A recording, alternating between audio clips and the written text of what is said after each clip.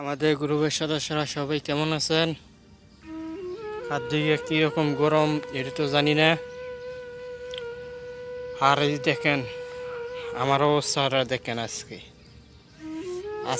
1 তারিখ, দেখেন আজকের 1 তারিখ অবস্থাটা দেখেন। সারা শরীর ভিজা, ইউনিফর্ম বিচ্ছে, তলে 2টা গায়ে দিছি, শরীর জ্বলে গেছে, তারপরেও গায়ে দিতে হয়। শরীর জ্বলে যাওয়ার কারণে গায়ে দিতে হয়। তলের কাপড়টা ভিজা থাকলে শরীরটা একটু ঠান্ডা লাগে। আর দেখেন প্রবাসী জীবন কত গরম, তাপমাত্রা চলতেছে 35-36, আর রতুবার তাপমাত্রা 65। দেখেন কুয়াশার তাপমাত্রা 65। এই তাপমাত্রার ভিতরে আমরা দেখেন বলদিয়া লোকেরা দেখেন কেমনে কাজ করি। 10-12 ঘন্টা ডিউটি করতে হয়, 700 টাকা বেতন। যে বেতন কাম করি বাইরে কাম নাই, আর এই বেতনে মধ্যে আমরা খাওয়া খরচ চলে না, বুঝছেন? খাওয়া খরচ চলে না। আর যে এখন যে সামানের দর, একটিয়া সামানে আপনি যদি 20 টাকা সামান কিনতে যান, তা আমি এতে 2-3 টাকা রেখে দেব বেশি। এটা সামানের দাম বেশি হয়ে গেছে এখন। আগে যে 1 টাকা সামান কিনলে 1 টাকা রাখতো, এখন যে 1 টাকা সামান কিনতে গেলে 1.5 টাকা রাখে, বুঝছেন? আর যারা দেশের বাইরে আছেন, দেশে আছেন, তারা দেখেন কি অবস্থা। এত গরম, শরীর পুড়িয়ে গেছে। অনেক লোক তো বুঝে না, শরীর জ্বলে গেলে কি হয়, শরীর পুড়িয়ে গেছে, বুঝছেন? এরকম শরীর পুড়িয়ে যাওয়ার কারণে আমরা মনে কি করাম, কিচ্ছু করার নাই, কষ্ট মষ্ট করে থাকতে হইতেছে, বুঝছেন?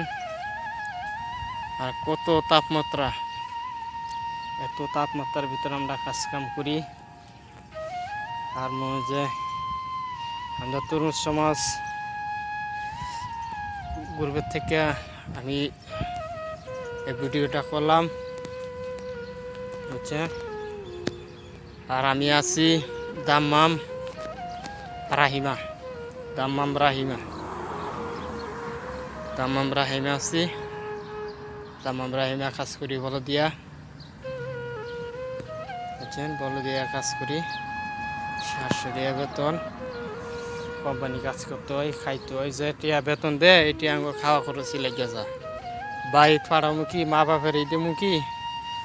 মা বাপ আছে, বউ আছে, বায়ানছেরি আছে, তো বানছেরি আছে, নিজের বায়ানছেরি আছে,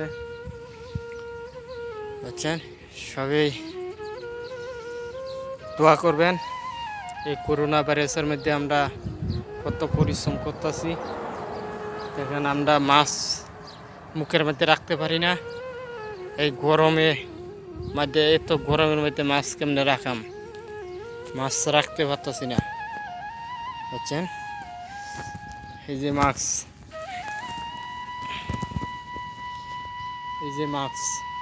এই মাছ 2বার হইয়া ঠান্ডা পানি দিয়া ভিজাইয়া মুখের মধ্যে রাখছি, 3য়বার আর পারলাম না, মুখের মধ্যে রাখতে পারি না, এত গরম, বুঝছেন? আমি আছি একটা গার্ডেনের মধ্যে। এই যে আমি গার্ডেনটা দেখাইতেছি, এই দেখেন গার্ডেন, একটা গার্ডেনের পার্কিংয়ের মধ্যে আছি। একটু না বাতাস খাওয়ার জন্য আসলাম। আর আমার সাথে এই যে একটা বিল্ডিং দেখা যাইতেছে, এই যে বিল্ডিংটা, এটা হচ্ছে হামাম। হামামের সাথে খারিয়ে আমি আড্ডা করলাম, বুঝছেন? আর দেশের মানুষে তো মনে করে, যে বিদেশ গেলে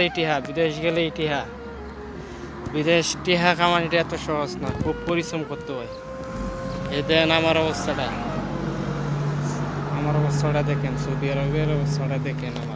দেখেন সারা শরীর ভিজে, 3টা কাপড় ভিজছে, পানি খাইতে খাইতে ওনার পানি খাইবার ইচ্ছেও না,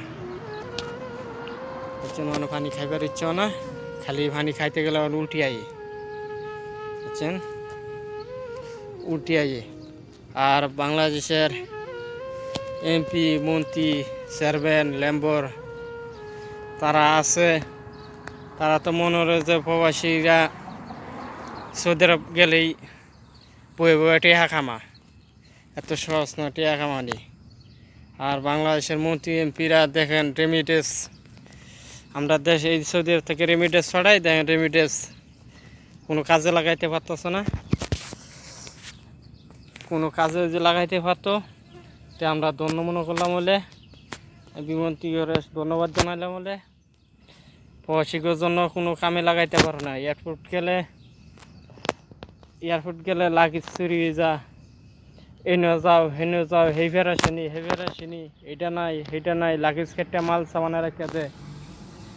আর এখন দেখেন, এখন তো সাবুয়ার মধ্যে, এখন তো আমরা দেশে যাবো কেমনে, বিমানই চালু করতেছে না। আমাদের ক্যাম্পে 30-25 জন লোক আছে, এক্সাইটের পেপার দিয়ে রাখছে, কেউ ছুরিতে যাওয়ার লেগে আসছিল, যারা ছুরিতে যাবে হেরাও যেমন এক্সাইটের পেপার দিয়ে আছে। কী করবো থাকিয়া বলেন, 700 টাকা বেতন কী করবো? বাইরে কাম নাই, বাইরে কোনো কাম নাই, কাজ নাই, কোনো কিছুই নেই, বুঝছেন? কোনো কিছুই নেই। আর আপনারা রেমিটেন্স যারা যারা পাঠাইতেছে সবাইকেই ধন্যবাদ, সবাইকে ধন্যবাদ। রেমিটেন্স পাঠান, কেউ আত্মীয় স্বজনদের সুখী রাখতেছেন, কেউ মা বাপের সুখী রাখতেছেন, কেউ বউ কুলাফান লইয়া সুখী রাখতেছেন। দেখেন আমরা এত পরিশ্রম করে রেমিটেন্স পাঠাই, মোজাং প্রবাসীদের জন্য কোনো কাজে খাটে না। আমরা প্রবাসীরা এয়ারপোর্ট গেলেই মোজাঙ্গরে এই লাঞ্ছনা সেই লাঞ্ছনা, যে লাগেজ চুরিয়ে যা, লাগেজতে মাল কাটতে রেখে দেয়। দেখেন আমরা কত রোদের মধ্যে, কত তাপমাত্রার মধ্যে আছি, ওকে। সবাইকে ধন্যবাদ। আসসালামু আলাইকুম।